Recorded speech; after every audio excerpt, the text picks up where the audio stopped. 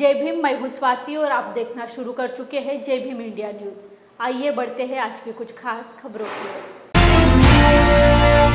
प्रधानमंत्री आवास योजना के अंतर्गत महाराष्ट्र राज्य के नागपुर जिले में कुल 1867 घरकुल मंजूर हुए। इनमें से 1600 लाभार्थी इस योजना के लिए पात्र हुए थे और इन पात्र लाभार्थियों में से 1459 लाभार्थी के घर का निर्माण कार्य पूरा हो चुका है, लेकिन सरकार द्वारा इन लाभार्थियों की बकाया 90,000 रुपये की राशि अभी तक उनके खाते में जमा नहीं होने से घरकुल लाभार्थी परेशान है। इस संदर्भ में शिवसेना जिला प्रमुख देवेंद्र गोडबोले के नेतृत्व में ज्ञापन सौंपकर राशि भुगतान जल्द से जल्द करने की मांग की गई है।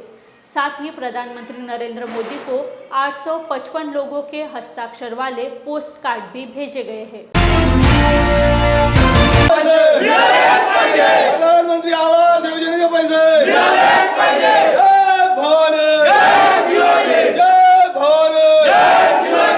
प्रधानमंत्री आवास योजनेचे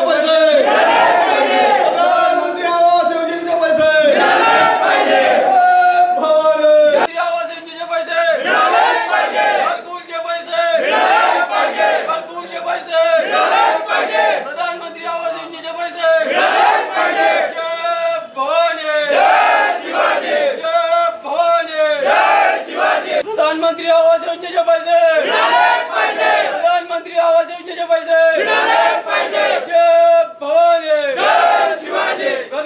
सन 2018 आणि 19 मध्ये मोदा तालुक्यातील 1025 घरकुल मंजूर झाले होते। त्याच्यापैकी 850 घरं हे 2019 मध्येच पूर्ण झालेलं आहे।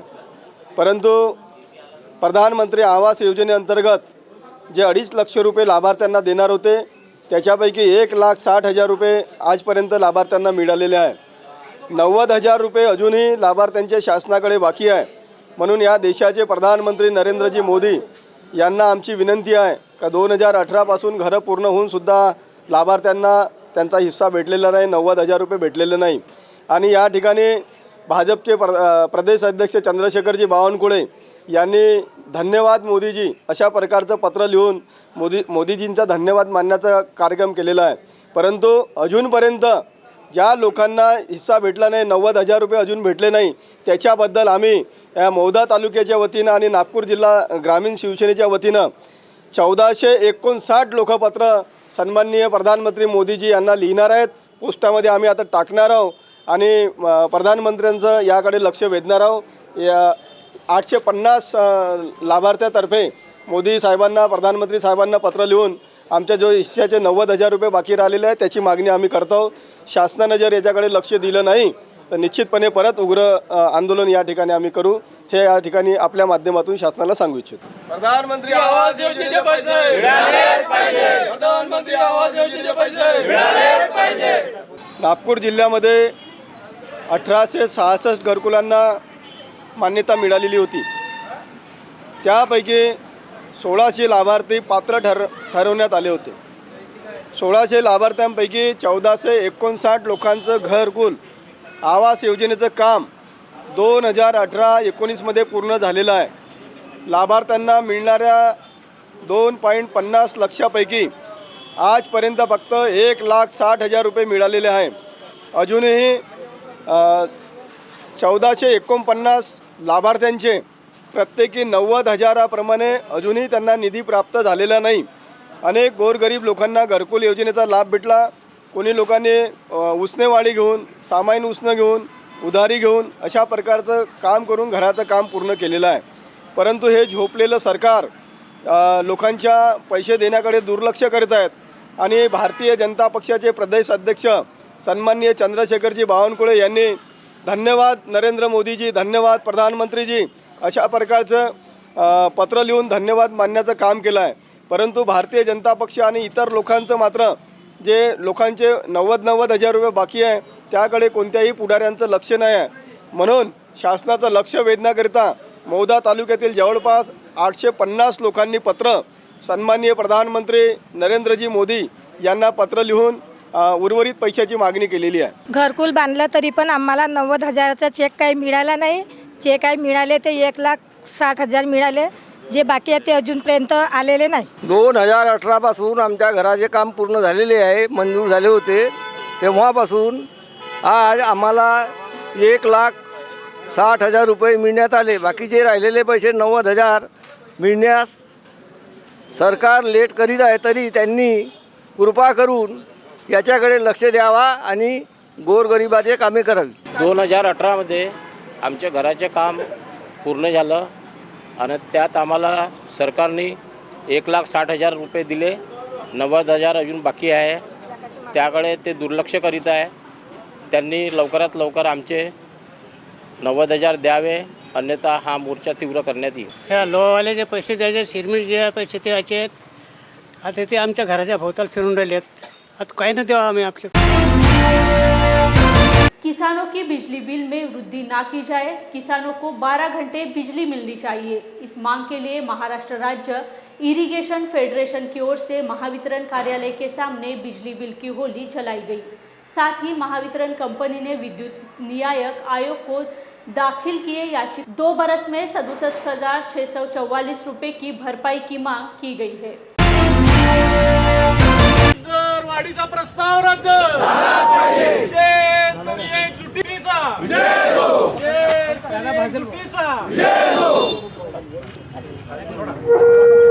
प्रमाणे हे आंदोलन चालेल. ही अन्यायी वीज दरवाढ आम्ही कदापि होऊ देणार नाही. या ठिकाणी दरवेळेला वीज दरवाढ होताना झाल्यानंतर निवेदन स्वीकारून चक्काजाम आंदोलन करून ही वीज दरवाढ आम्हाला रद्द करावी लागते. हे सरकारच्या दृष्टीनं अतिशय शरमेची गोष्ट आहे. कारण राज्यकर्त्याला माहिती पाहिजे कुणाची स्थिती काय आहे आणि कुणाला काय दिलं पाहिजे. आणि त्यामुळं ह्या प्रस्तावामध्ये सुद्धा शेतकरी वगळला गेला पाहिजे होता. परंतु दुर्दैवानं या ठिकाणी मी कोर्टाचा जो उल्लेख केला की हायकोर्टचे जज हे या नियामक मंडळाचे त्या ठिकाणी कारभारी असतात. त्याच्यामध्ये शेतकऱ्यांचा प्रतिनिधी विक्रांत साहेबांसारखा जर त्या ठिकाणी 20% प्रतिनिधी ठेवले तर शेतकऱ्यांची बाजू येईल. शेतकऱ्याला कामधंदे सोडून रस्त्यावर उतरण्याची वेळ येणार नाही. आणि म्हणून कुठल्याही परिस्थितीमध्ये यावेळेला ही वीज दरवाढ आम्ही हाणून पाडू. एन.डी. पाटील साहेबांचा बालापुर तालुका के व्याला के किसानों के साथ तहसील कार्यालय के माध्यम से अन्याय हो रहा है और आज किसानों ने कलेक्टर को निवेदन देकर इस मामले में तत्काल कार्रवाई करने के या उन्हें आत्महत्या करने की अनुमति देने की मांग की है। मी व्यालाला राहतो. शिलिंगमध्ये शेती भेटली होती आम्हाला. आमचा आदेश होऊन मी बार आम्ही चक्र मारून राहिलो साहेब लोकांनो. आमचं कोणीच ऐकून नाही राहिलं आजपर्यंत. आता आम्ही कंटाळलो. आता जर आम्हाला शेती भेटली नाही तर आम्ही आत्महत्या करणार आहोत. कोण मंडळ अधिकारी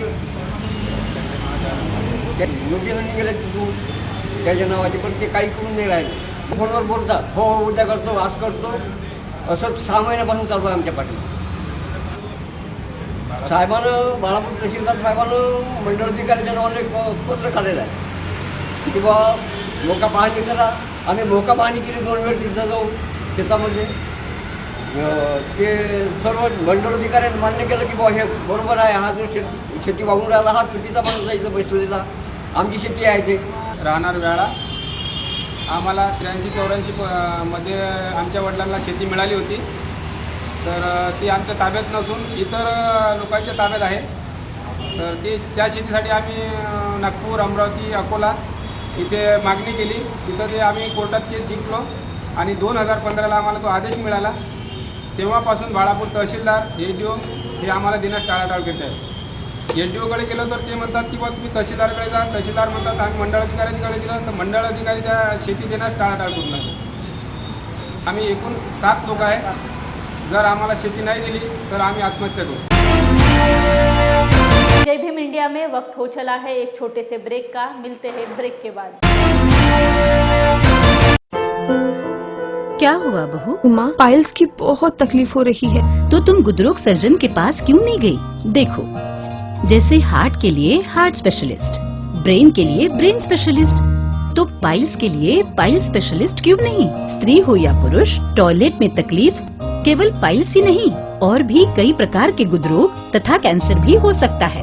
इसीलिए इसकी प्रत्यक्ष जांच जरूरी है। ठीक है माँ, पर जांच के लिए हम जाएंगे कहाँ? वही काले आयुर्वेदिक पाइल्स हॉस्पिटल में। लेकिन माँ, प्रेगनेंसी में पाइल्स की दवाइयाँ? प्रेगनेंसी में आयुर्वेदिक दवाइयाँ सुरक्षित होती है। जनहित में जारी काले आयुर्वेदिक पाइल्स हॉस्पिटल, औषधि चिकित्सा तथा सर्जरी ट्रीटमेंट उपलब्ध। हमारा पता उमरेड रोड, दिघौरी बस स्टॉप के पास, नागपुर। अधिक जानकारी के लिए वेबसाइट पर जाएं kalepileshospital.com। ब्रेक के बाद आप सभी का फिर एक बार जय भीम इंडिया में स्वागत है। पंचशील बुद्ध विहार व पंचशील महिला मंडल तुप्पा जिला नांदेड़ की ओर से त्याग मूर्ति माता रमाई अंबेडकर इनकी 125वीं जयंती बड़े ही हर्षोल्लास के साथ मनाई गई। वंचित बहुजन आघाड़ी की महिला जिलाध्यक्ष निरंजनाताई औटे इनकी अध्यक्षता में हुए इस कार्यक्रम का उद्घाटन वंचित बहुजन आघाड़ी के राज्य प्रवक्ता फारूक अहमद इनके हाथों किया गया। कार्यक्रम में पंचशील महिला मंडल व पंचशील बुद्ध विहार कमेटी तुप्पा गांव के ग्रामस्थ बड़ी संख्या में मौजूद थे। माता रमाई के जयंती के औचित्य पर नांदेड़ जिले में हर गांव में यह एक प्रेरणा दिन के तौर पर लोग मनाते हैं, एक प्रेरणा के लिए मनाते हैं। और माता रमाई का जो योगदान है और उसके जो लाभार्थी हैं वो केवल विश्वरत्न डॉक्टर बाबा साहब अम्बेडकर नहीं है, तो विश्वरत्न डॉक्टर बाबा साहब अम्बेडकर जी के संघर्ष से जिन जिन लोगों को लाभ मिला है, डॉक्टर बाबा साहब अम्बेडकर जी के संविधान के जो लाभार्थी हैं वे सभी भी माता रमाई के उन संघर्षों के लाभार्थी हैं। इसीलिए सभी समाज को साथ में लेकर माता रमाई का जो योगदान रहा है, उनके अंदर का जो लड़ाऊ बाना रहा है, उनके अंदर का जो एक मजबूत निर्धार करने की उनकी जो क्षमता थी, डॉक्टर बाबा साहब अम्बेडकर जी को अपने संघर्ष में दिक्कतें ना आए, उनको संसार के बंधनों में वो अड़क कर न रह जाए, इसलिए माता रमाई ने जो एक वैचारिक तरीके से बहुत ही ताकत के साथ में उनके संसार की गाड़ी को संभालते हुए उनको समाज के लिए, सत्ता संघर्ष के लिए और परिवर्तन के लिए एक अनुकूल माहौल बनाने का काम किया था। इस कारण से माता रमाई के हर एक चीज़ का, हर एक उनके निर्णय का, हर एक उनके संघर्ष का एक आदर्श समाज पे आना चाहिए। मुझे बड़ी प्रसन्नता होती है तुप्पा परिसर के हमारी माता रमाई जी की जो बेटियां हैं, जो यहाँ की माँ मौलियाँ हैं, इन सभी ने बड़ी ताकत के साथ में इस उपक्रम को जिंदा रखा है। कोविड का पीरियड छोड़ दे तो विगत कई सालों से माता रमाई जयंती उत्साह से मनाई जाती है। रवि नागोराव पंडित, वंचित बहुजन आघाड़ी जिला उपाध्यक्ष नांदेड़ दक्षिण, पंचशील बुद्ध विहार तुप्पा तालुका जिला नांदेड़, जो महिला मंडल की ओर से यहाँ पे बड़े कई सालों से माता रमाई अंबेडकर जयंती का महोत्सव बड़े हर्षोल्लास से मनाया जाता है। और ये माता रमाई अंबेडकर इनका जयंती महोत्सव खाली सादेपने से उत्सव मनाया नहीं जाता, बल्कि समाज के विभिन्न अंगों में, समाज के विभिन्न क्षेत्रों में समाज उपयोगी उपक्रमों का भी इसमें आयोजन किया जाता है। उसमें समाज प्रबोधन पर व्याख्यान, अन्नदान, खीरदान और समाज प्रबोधन पर सांस्कृतिक कार्यक्रम, इनके माध्यम से समाज जागृति, जो समाज में रूढ़ी परंपरा अंधश्रद्धा जो फैलाई जा रही है, इसके विरुद्ध में हमने महिलाओं को इकट्ठा करके रमाई के विचारधारा, महापुरुषों के विचारधारा, फुले शाहू अम्बेडकर का महाराष्ट्र, इनके विचारधाराओं को साथ में लेके महिलाओं का एक बड़ा संगठन बना के तुप्पा नगरी में माता रमाई अंबेडकर जयंती महोत्सव के माध्यम से हम समाज में जागृती फैलाना चाहते हैं। मी शोभाबाई माधवराव पंडित तुप्पा येथील रहिवासी आहे आणि आम्ही सर्व महिलांच्या वतीने सर्व महिला मंडळ, सर्व गावकरी मंडळ सर्व मिळून रमाई जयंती मोठ्या उत्साहात तुप्पा मुक्कामी साजरी करतोय आणि सर्व नांदेड जिल्ह्यातील सर्व पदाधिकारी आणि सर्व उपासक उपासिका यांच्या वतीने आम्ही सर्व महिला मंडळ सर्व मिळून उत्साहात साजरी करतो। दरवर्षी 125वी जयंती आज इथे मोठ्या थाटामाटात साजरी होत आहे, तरी सर्व गावकऱ्यांचं देखील आम्हाला सहकार्य लाभलेलं आहे आणि सर्व महिलांनी आणि सर्व पुरुषांनी बाबासाहेब आणि रमाई यांच्या विचाराची जाण ठेवून हे धम्मकार्य पुढे न्यावं। सूखा प्रभावित क्षेत्रों में सरल सेवा भर्ती 2019 के तहत चालक एवं वाहन पात्र उम्मीदवार द्वारा जिलाधिकारी को निवेदन देकर उम्मीदवार आमरण अनशन पर बैठे हैं। सरल सेवा भर्ती 2019 के तहत अकोला राज्य परिवहन विभाग में प्रशिक्षण पूरा कर लिया है और योग्य उम्मीदवार भी है, लेकिन केंद्रीय परिवहन कार्यालय के नियुक्ति पत्र के बावजूद आज तक राज्य परिवहन विभाग में नियुक्ति नहीं मिली है।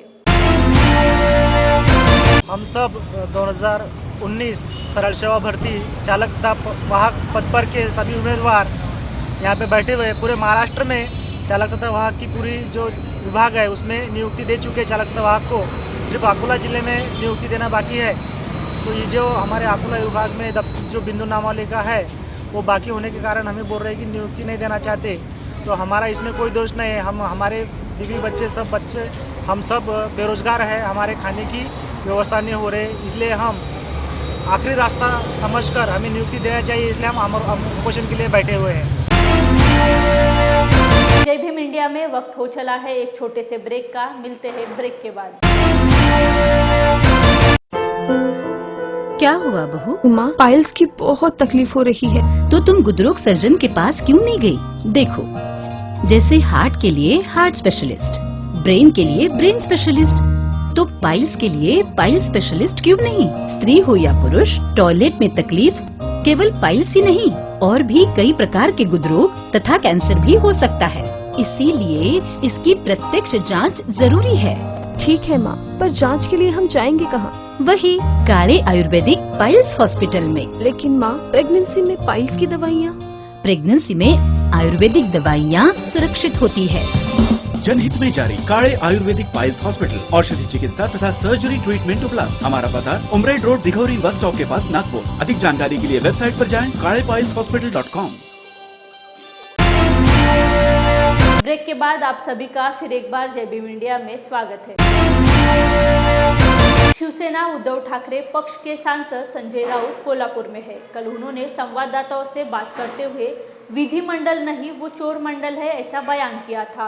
उनकी बात पर महाराष्ट्र तथा विधिमंडल में काफी हंगामा हो रहा है। अधिकार भंग का नोटिस भी जारी किया गया है। इस बारे में फिर एक बार प्रेस कॉन्फ्रेंस ली गई। देखते हैं क्या कहना है संजय राउत का। चोर मंडळच आहे, मी विधिमंडळाला चोर मंडळ नाही, मी पाहत होतो अलिबाबा आणि काळूचोरांचं मंडळ जे आहे हे स्वतःला विधिमंडळ पक्ष नाही, स्वतः शिवसेनेचा विधिमंडळ पक्ष म्हणजे आम्ही सर्वोच्च न्यायालयाचे सरन्यायाधीश चंद्रचूड साहेबांनी सांगितलं की विधिमंडळात त्या आमदारांचा गट पक्ष नाही, पक्ष वेगळा असतो, विधिमंडळाचा पक्ष वेगळा। पक्ष काय आहे तुम्ही आता बाहेर जाऊन पहा, हा पक्ष विधिमंडळात ह्या लोकांनी आमच्या निवडून दिलेले लोक जातात म्हणून तो विधिमंडळ पक्ष हे सर्वोच्च न्यायालयाचं निर्णय। आता तो विधिमंडळ पक्ष काही लोकांचा म्हणजे चोर नाही करतो, त्या विधिमंडळ पक्षाच्या बळावर आमचं धनुष्यबाण आमचं नाव त्यांना मिळत असतं, ते चोर मंडळच आहे। त्यांच्या विधिमंडळ पक्षाला चोर मंडळ आणि मी म्हणत किंवा विधानसभा एकदम जे गद्दार आहेत ते परत तुम्हाला कोणत्याही सभागृहात दिसणार नाही। हा शिवसैनिकांबरोबरच इकडल्या महाविकास आघाडीतील प्रत्येक घटक पक्षाचा ठाम निश्चय जनतेचा आहे आणि महाविकास आघाडीच्या मागे संपूर्ण जिल्हा ठामपणे उभा करण्याचा एक विचार मला इकडे लोकांनी भारतीय जनता पक्ष हा एक बुडबुडा आणि शुगा आहे तो पुढे, पण त्याची सुरुवात आज महाराष्ट्रात महाविकास आघाडी म्हणून त्या 2 निवडणुका आपण प्रतिष्ठेच्या केल्या होत्या। देवेंद्र फडणवीस राज्याचे मुख्यमंत्री अब्दुल्ला बेगाना अब्दुल्ला के शादी में बेगाना तसे सगळे अब्दुल्ला आम्ही निवडणुकीत पाहिले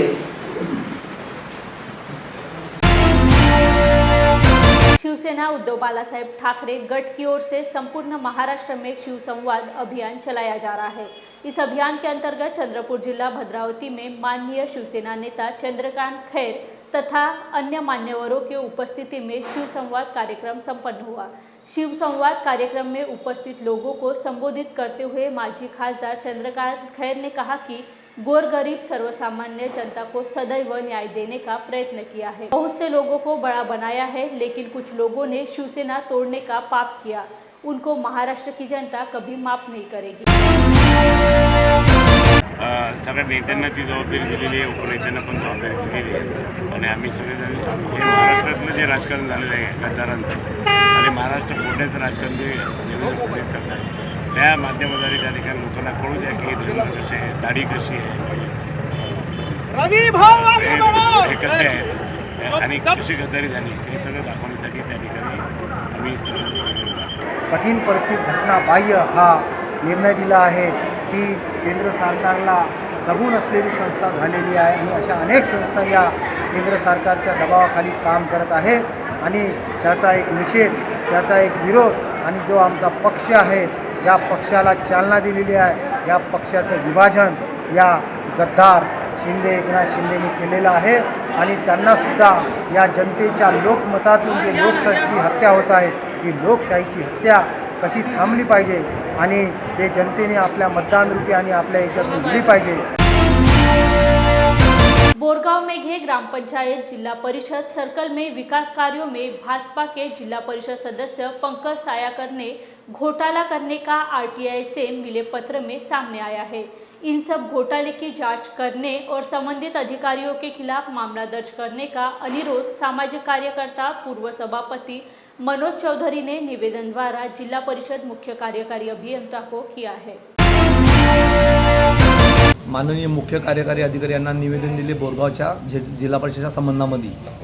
त्या जिल्हा परिषद निवेदनामध्ये असं लिहिलं आहे की बोरगाव मेघे वार्ड नंबर 1 इंदिरा झोपडपट्टी मेश्राम यांच्या घराजवळ समाज कल्याणमधून हायमॅक्स लाईट लावला होता असे माहितीच्या अधिकारमध्ये मी सगळी माहिती घेतली, परंतु कुठेही मुक्का चौकशी केली असता हायमॅक्स लाईट लावलेला नाही आहे। त्याचे जिल्हा परिषदमधून 1,34,000 रुपये काढण्यात आलेले आहे। जिल्हा परिषद सदस्य पंकज सायंकार आणि रमाकांत कॉन्ट्रॅक्टर या दोघांच्या संमतीमुळे असे पैसे काढलेले आहे आणि त्या मागासवर्गीय वस्तीला वंचित ठेवलेले आहे। अशाच प्रकारचे अनेक लाईटं अनेक योजनामध्ये बेंचमध्ये आणि नालीमध्ये सगळा घोळ झालेला आहे आणि कोणत्याही प्रकारची ग्रामपंचायतकडून NOC सुद्धा घेतलेली नाही आहे आणि त्या संबंधित माहितीचे अधिकार कागद घेऊन मी मुख्य कार्यकारी अधिकाऱ्यांना आज निवेदन दिले आहे आणि हा सगळा भ्रष्टाचार पूर्ण बाहेर निघेल।